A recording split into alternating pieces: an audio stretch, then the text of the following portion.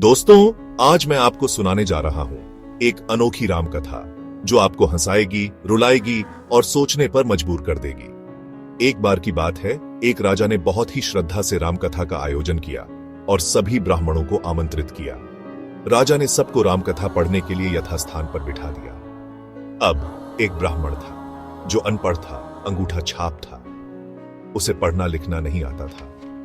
वह ब्राह्मण सबसे पीछे बैठ गया और सोचा कि जब पास वाला पन्ना पलटेगा तब मैं भी पलट दूंगा। काफी देर हो गई, लेकिन पास बैठा व्यक्ति पन्ना नहीं पलट रहा था।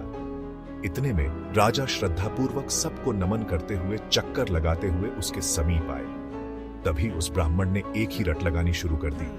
अब राजा पूछेगा तो क्या कहूंगा। उसकी इस बात को पास में बैठा व्यक्ति भी सुनकर रट लगाने लगा, तेरी गति सो मेरी गति। फिर तीसरा व्यक्ति बोला, ये पोल कब तक चलेगी। चौथा बोला, जब तक चलता है चलने दे। वे चारों अपने सिर नीचे किए इसी तरह की रट लगाए बैठे रहे। 1। अब राजा पूछेगा तो क्या कहूंगा। 1। तेरी गति सो मेरी गति। 1। ये पोल कब तक चलेगी। 1। जब तक चलता है चलने दे। जब राजा ने उन चारों के स्वर सुने तो पूछा, ये सब क्या गा रहे हैं। ऐसे प्रसंग तो रामायण में हमने पहले कभी नहीं सुने। तभी एक महात्मा उठे और बोले, महाराज, ये सब रामायण की ही कथा बता रहे हैं।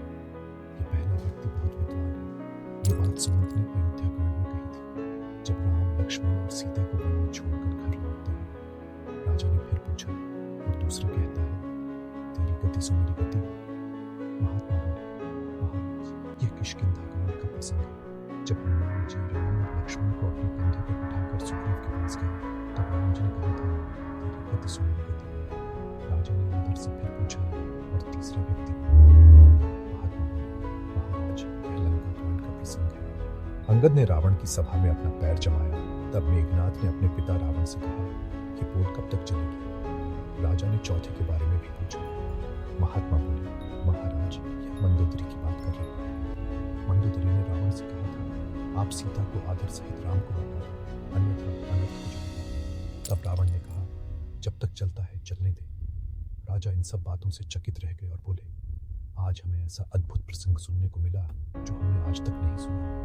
राजा इतने प्रसन्न हुए कि उन्होंने उस महात्मा से कहा, आप जो कहें और दान देने को राजी हूं। महात्मा ने उस अनपढ़ ब्राह्मण को दान दक्षिणा दिलवा दी। इन सब बातों का एक ही सार है, कोई अज्ञानी हो या आस्तिक, रामायण